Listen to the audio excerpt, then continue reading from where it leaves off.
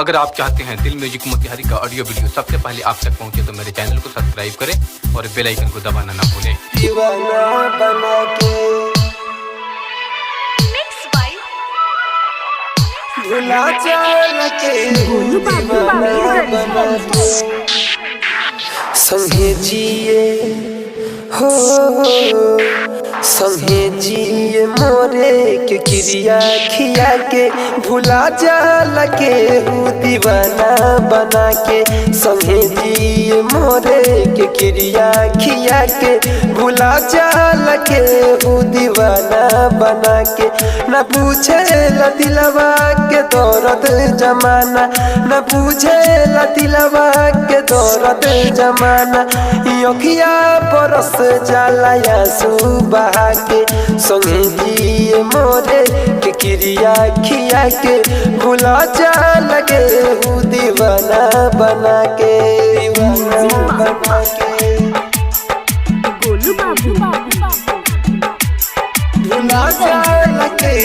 दीवाना बना के तड़प होला कैसन ही जाने न केहू जाने न केहू जाने न केहू तड़प होला कैसन ही जाने न केहू कसम खा के कहलो पमाने न केहू जुदाई तो हमसे न सहले सहाय दर्द के तो कतही न मिले दवाई न मिले दवाई जिए के हुके करो के माहुर खिया के भुला चल के दीवाना बना के दीवाना बना के गोलू बाबू दीवाना बना के भुला चल के दीवाना बना के केहू के तक कुछ न रहे खबरिया रहे खबरिया रहे खबरिया केहू के तो कुछ न रहे खबरिया दीवाना बाकी वो कर रहे नजरिया झलक देखेला केहू सब भूल जाला तबो ना सनम के तनको बुझाला तनको बुझाला हो जाला पराई नजरिया मिला के भुला चल के दीवाना बना के दीवाना बना के गोलू बाबू दीवाना बना के भुला चल के दीवाना बना के मोहब्बत में केहू बितावे उमरिया मोहब्बत में कबहू बितावे उमरिया तबो नहीं तनको बुझे संवरिया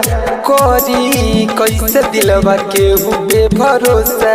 मिलल सनम के जिस्सा दामों के धोखा दामों के धोखा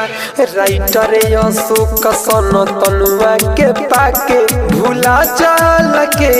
दीवाना बना के संगे जिए मोरे के क्रिया खिया के भुला चल के दीवाना बना के न पूछे